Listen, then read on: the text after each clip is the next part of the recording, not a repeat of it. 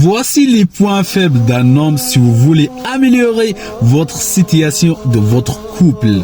Enregistrez cette vidéo, abonnez, comme ça vous la trouvez facilement si vous la écoutez, on donne que des bons conseils.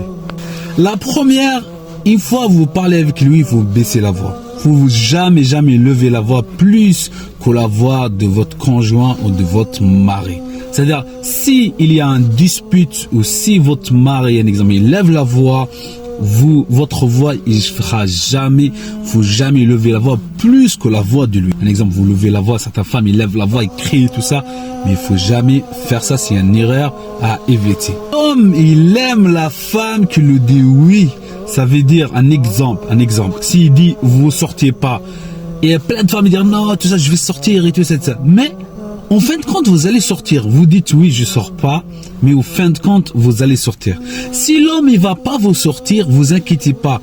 Il va vous ramener quelque part. Il va jamais oublier ce geste que vous avez fait pour lui. Ou si l'homme il aime la femme qui le respecte. L'homme comme il sort dehors, il croise avec ses amis. Ses amis, ils vous le donnent de valeur. Ça veut dire, il veut dire comment ça va mon ami, comment ça va et tout ça dans le quartier, les gens qui le connaissent et tout. Travailler sur ça, il fait le sentir à la maison la même chose que dehors. Ça veut dire donne-lui cette valeur qu'il le reçoit dehors. Parce que comme un homme il parle avec un homme dehors, et donc ça va, comment ça va, tu vas bien et tout ça. Et ça, travaille sur ça à la maison. Donnez à lui cet aspect à la maison qui va ressentir en valeur votre homme. La cinquième, la communication.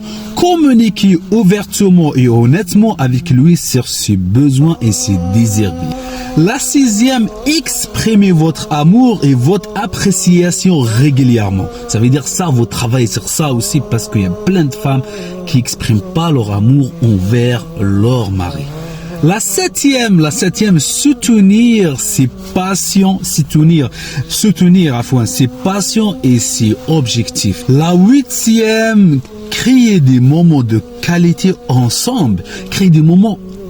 Ça veut dire que vous se rappelez de ce moment-là, qu'il y a un des bons moments ensemble, vous et votre conjoint.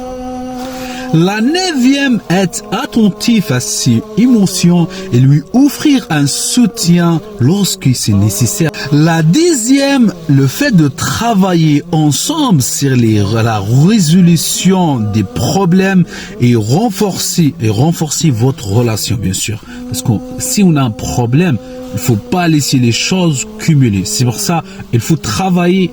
Il faut pas laisser les choses cumuler. Pourquoi? Parce que parfois l'homme, parfois la femme, ils travaillent pas sur le problème et après, il faut un dispute, ils commencent à sortir les problèmes d'avant. C'est pour ça qu'il faut travailler sur ces problèmes pour résoudre ces problèmes. Onzième, respecter son espace et ses limites personnelles. Parce que chaque homme est différent de l'autre. Et la femme doit connaître son mari, doit connaître son conjoint. N'hésitez pas à enregistrer cette vidéo, de la partager.